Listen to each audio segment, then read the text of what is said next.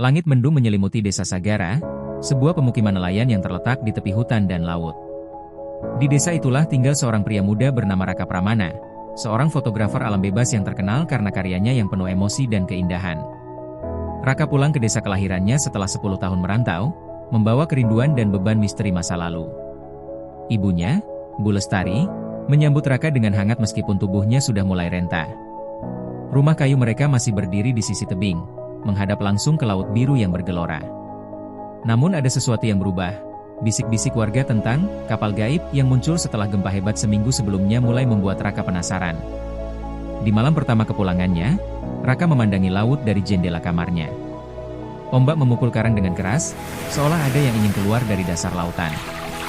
Ia tak tahu bahwa kepulangannya bukan sekadar nostalgia, tapi panggilan takdir dari masa silam yang belum selesai.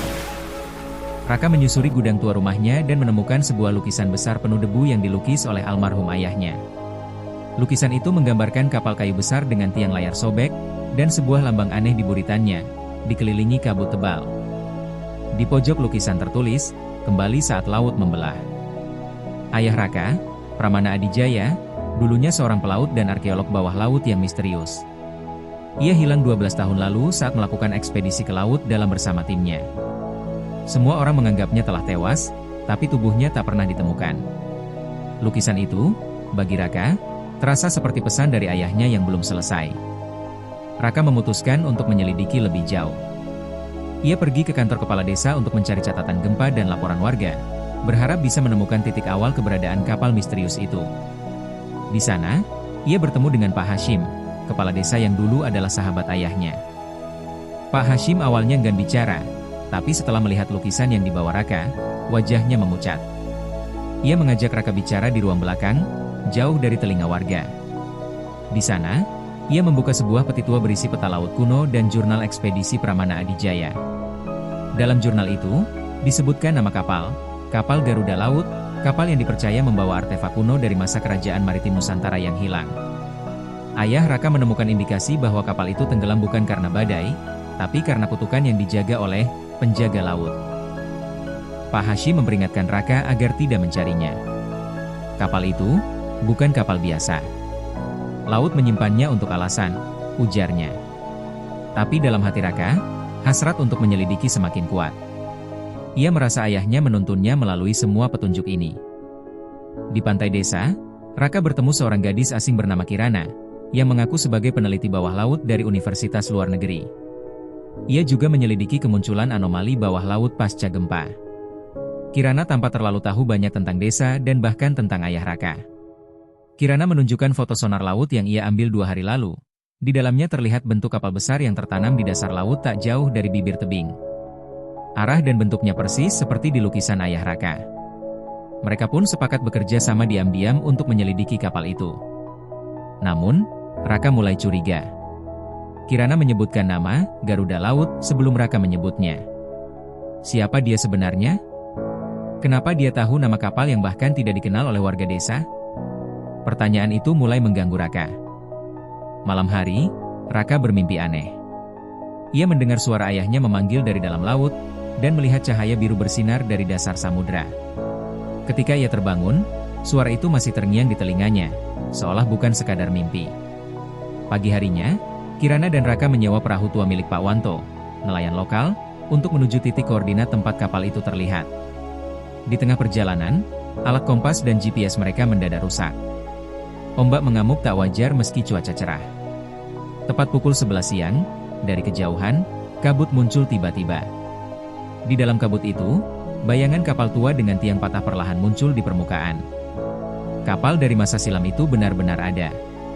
Dan mereka adalah orang pertama yang menyaksikannya sejak ratusan tahun. Kapal itu terlihat nyata di tengah kabut, terapung diam seperti menunggu. Tubuh kayunya masih kokoh, meski dihiasi lumut dan karang tua. Raka dan Kirana mendekat perlahan dengan perahu kecil. Saat menyentuh dinding kapal, hawa dingin menjalar dari telapak tangan Raka ke seluruh tubuhnya. Dengan tali, mereka memanjat naik. Dek kapal dipenuhi benda-benda kuno, peti besi berkarat, gulungan kain tua, dan alat navigasi dari abad lampau. Di buritan, terdapat sebuah ukiran naga berkepala 2, sama persis seperti di lukisan ayah Raka. Suasana sangat sunyi. Seolah kapal ini tidak hanya ditelan laut, tapi juga waktu. Tiba-tiba, Kirana menemukan sebuah ruang tersembunyi di bawah dek. Pintu kayunya tertutup rapat dengan gembok yang sudah rapuh. Mereka membukanya dengan paksa, dan di dalamnya terdapat sebuah ruangan kecil. Ada meja, peta laut kuno, dan sebuah jurnal yang sangat dikenali Raka, milik ayahnya. Jurnal itu sebagian besar telah rusak, tetapi beberapa halaman masih terbaca. Isinya membuat bulu kuduk Raka merinding. Kapal ini bukan sekadar bangkai, tapi penjara. Sesuatu yang lama terkunci di dalamnya, dan aku takut kami telah membangunkannya. Halaman terakhir berhenti pada tanggal terakhir sang ayah terlihat hidup. Di samping jurnal, Raka menemukan kalung yang dulunya selalu dikenakan ayahnya, membuktikan bahwa Pramana benar-benar pernah berada di kapal itu. Tapi kemana ia pergi? Mengapa tak ada jejak tubuh? Kirana terlihat panik. Ia mendesak Raka untuk segera kembali ke darat. Namun Raka menolak. Ia merasa semakin dekat dengan kebenaran. Ia ingin tahu apa yang dikunci dalam kapal ini. Kirana tak punya pilihan selain ikut, meski jelas ia menyimpan sesuatu. Di dalam kapal, mereka menemukan lorong kecil menuju ruang bawah tanah kapal. Saat menuruni tangga, suhu semakin dingin, dan suara-suara samar mulai terdengar, seperti bisikan dalam bahasa yang tak mereka mengerti. Dinding lorong dipenuhi simbol kuno, sebagian menyerupai aksara Jawa kuno. Raka mengambil foto simbol-simbol itu untuk diteliti nanti. Di ujung lorong, mereka mendapati sebuah pintu besi yang terkunci dengan simbol naga bersayap. Kirana langsung pucat, seolah mengenal simbol itu. Ia memohon agar Raka tidak membukanya. Tapi Raka sudah terlanjur bertekad. Ia menempelkan liontin ayahnya ke bagian tengah pintu, dan sesuatu terjadi. Suara gemeretak terdengar pelan, lalu pintu terbuka perlahan.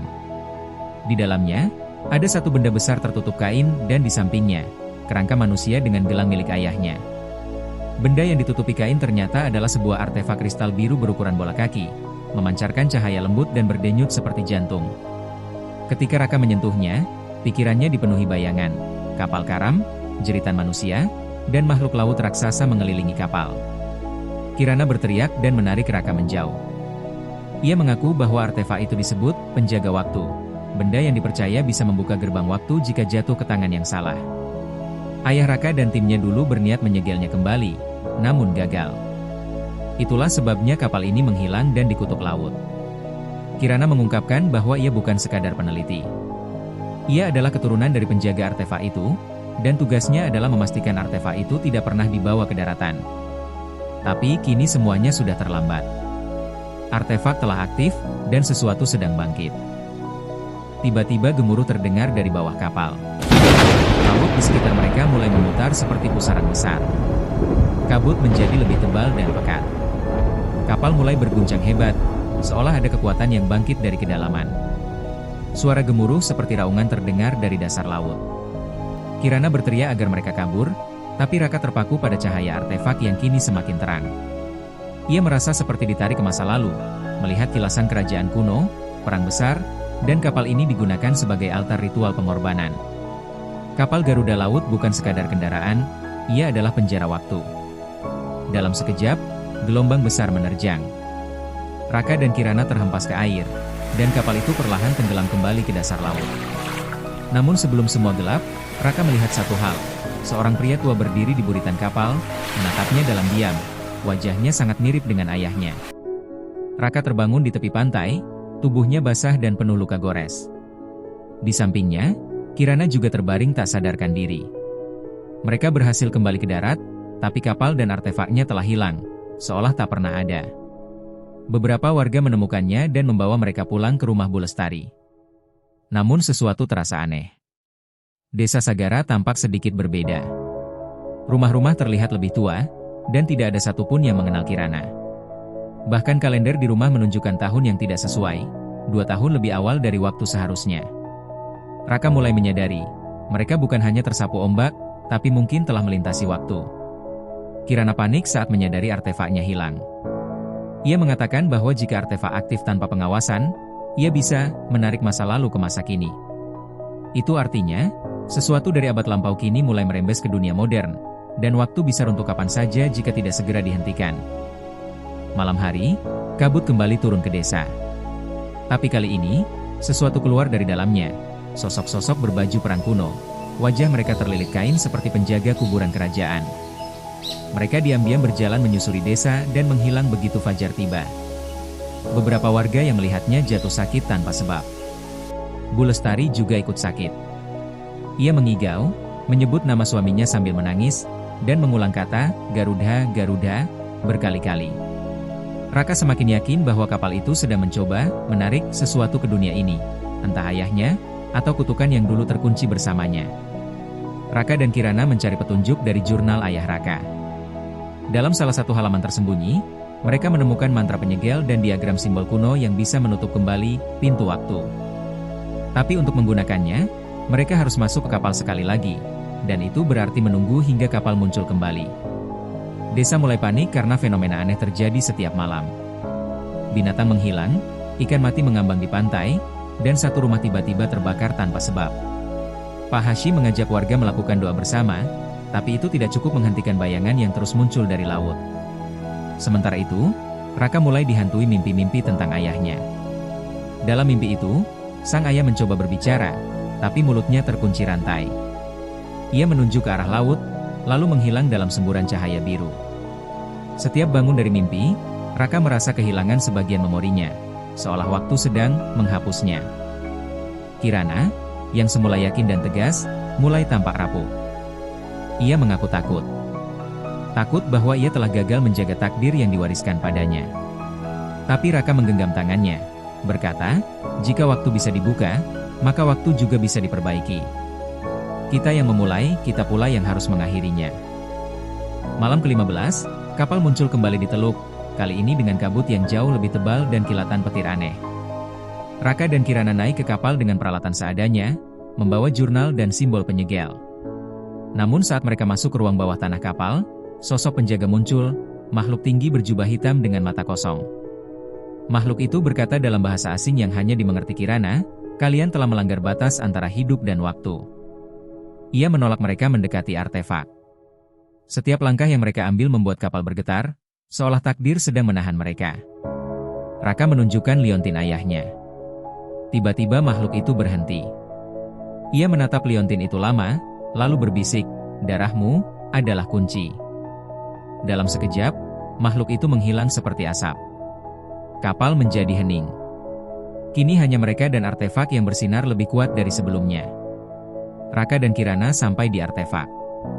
Dalam jurnal disebutkan bahwa satu jiwa harus ditinggal untuk menutup gerbang waktu. Raka terdiam. Ia tahu maksud dari semua mimpi, semua tanda. Ayahnya mungkin pernah membuat perjanjian agar waktu tak runtuh, dan kini perjanjian itu menuntut pengorbanan. Kirana menolak membiarkan Raka tinggal. Tapi Raka berkata, "Ayahku dulu memilih untuk tetap di sini demi dunia. Kini giliranku." Ia memeluk Kirana lalu menyentuhkan liontin ke permukaan artefak. Cahaya meledak, dan waktu berhenti sesaat. Dalam hening itu, Raka melihat ayahnya untuk terakhir kalinya. Mereka saling menatap. Tak ada kata, hanya saling mengerti. Lalu semuanya hilang dalam cahaya putih. Pagi menyambut desa Sagara dengan damai. Kabut telah hilang, air laut tenang, dan tak ada lagi penampakan aneh. Kirana terbangun di tepi pantai, sendirian. Ia memanggil nama Raka, namun hanya angin yang menjawab. Kapal itu tak terlihat lagi. Tidak di laut. Tidak dimanapun. Warga desa kembali beraktivitas seperti biasa, seolah tidak pernah terjadi apapun. Bahkan Bu Lestari tampak sehat dan ceria, mengira Kirana adalah turis yang baru datang.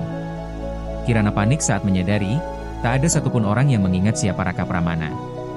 Ia mencari jejak di rumah Raka, tapi tak ada foto, tak ada kamar, bahkan tak ada nama Pramana Adijaya di silsilah desa. Raka telah dihapus dari waktu. Namun Kirana, sebagai penjaga garis keturunan, masih mengingatnya. Ia tahu satu hal, Raka telah menggantikan ayahnya sebagai penjaga waktu.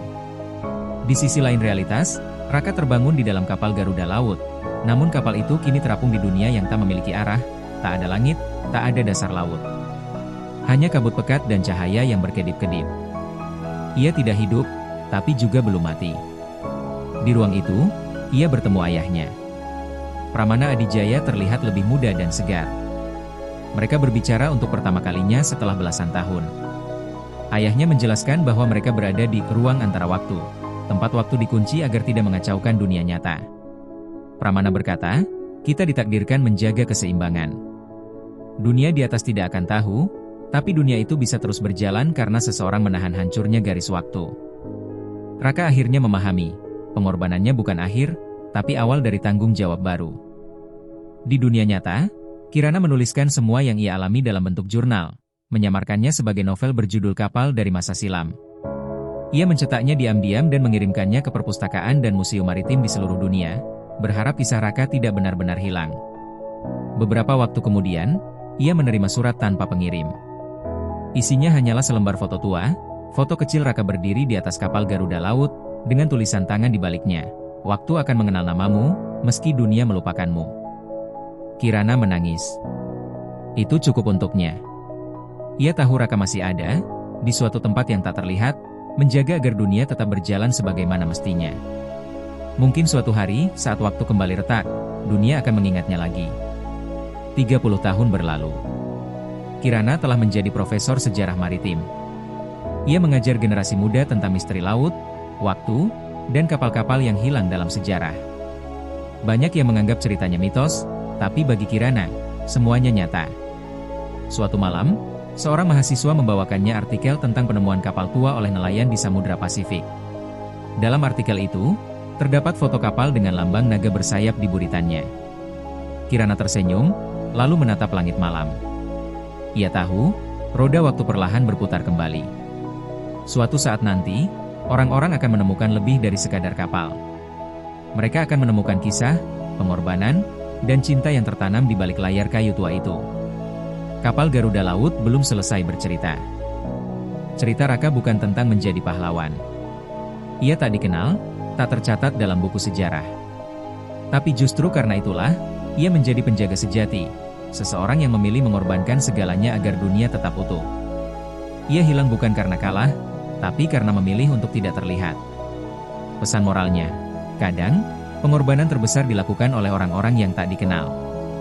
Dan cinta sejati tak selalu tentang memiliki, tapi tentang menjaga. Waktu bisa melupakan nama kita, tapi kebaikan sejati akan selalu menemukan jalannya untuk dikenang.